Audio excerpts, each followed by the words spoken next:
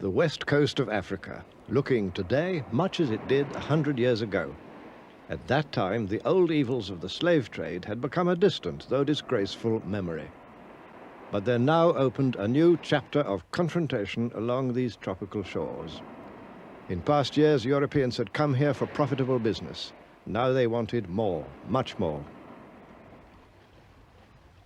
Old trading posts like this one had long been the scene of a partnership between maritime traders from Europe and local Africans. By the 1880s, that old partnership was being swept away in a dramatic change, the outcome of a new European drive for overseas empire. Industrialized countries led by France and Britain had begun to invade the Black Continent, each hoping for new sources of raw materials for its factories, new markets for its manufactures, and new positions of advantage against its rivals. This was called the Scramble for Africa.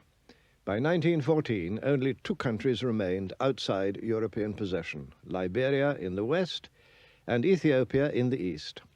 Britain had seized the lion's share of control. Egypt and the Sudan in the north, the immense wealth of South Africa, valuable colonies like Rhodesia and Kenya, and richly populated territories such as Nigeria and the Gold Coast. France had invaded Algeria in the 1830s.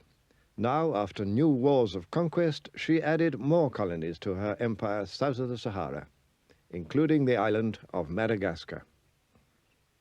Little Portugal carved out two vast colonies, Angola and Mozambique, while Imperial Germany took the Cameroons and southwest Africa, and on the east coast, Tanganyika. The vast Congo basin fell to King Leopold of the Belgians. Italy and Spain completed the enclosure. The fate of the continent was utterly changed. Between the colonizing powers themselves, the carve-up was peaceful, but their rivalry was intense. In 1884, a Congress of the competing governments met in Berlin to settle their disputes. Germany's Iron Chancellor Bismarck was there. And active behind the scenes was the ambitious Belgian king. He spoke for them all when he said, "I am determined to get my share of this magnificent African cake." Any power that could occupy African soil could effectively claim it.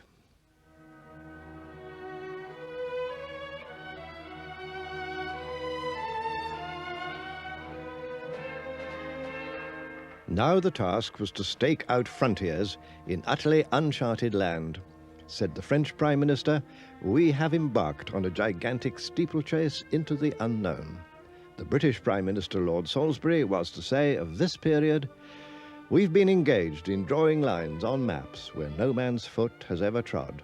We've been giving away mountains and rivers and lakes to each other, only hindered by the small impediment that we never knew exactly where we were."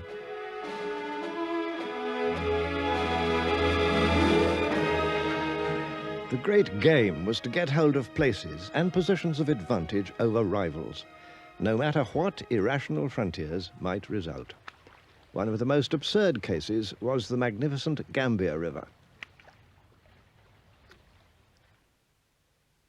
Britain had long held Bathurst, Banjul today, and was determined to keep this river route to the interior.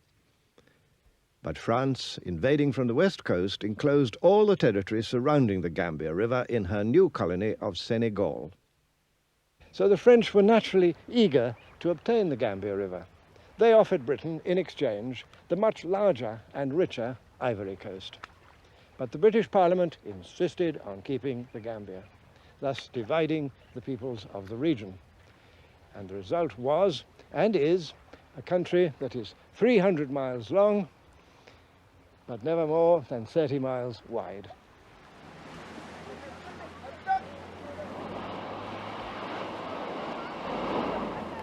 What the African inhabitants might think of this colonial carve-up was never asked.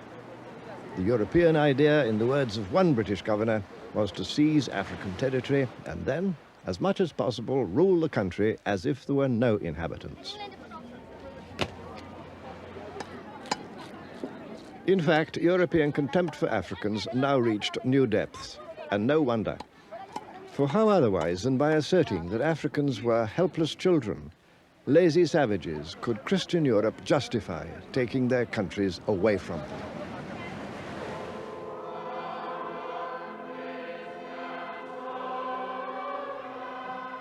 The helpless children, meanwhile, sang their own version of a famous hymn. Onward, Christian soldiers, into heathen lands, prayer books in your pockets, rifles in your hands. Take the happy tidings where trade can be done. Spread the peaceful gospel with the Gatling gun. The European invasions were widely resisted. Conquest was never easy. And sometimes, as these old drawings and photographs testify, conquest led to a ruthless killing that later generations would prefer to forget.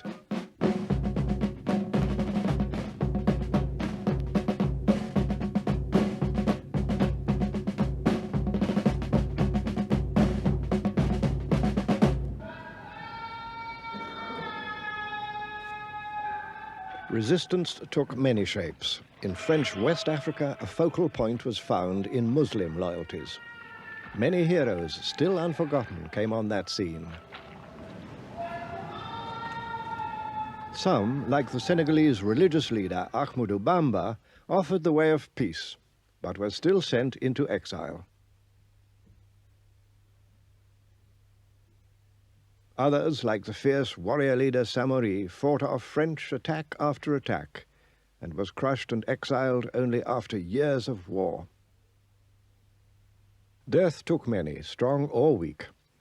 With the skulls of earlier wars displayed in their capital, Kumasi, the powerful Ashanti nation ruled over most of modern Ghana. Led by their kings, who had the title of Asantehene, they'd long defended their country against Britain. But now they desperately wanted a peaceful settlement. In 1895, fearing a disastrous war with Britain, King Prempeh made a strong bid for peace from his palace here at Kumasi. He offered the British the right to establish in Ashanti a chartered company with all the concessions, the privilege that such a company could possibly desire. But it wasn't enough, for the British now wanted territorial possession as well as privilege. The Ashanti nation had already fought long, hard battles against the British. But this time, in 1896, they decided to surrender.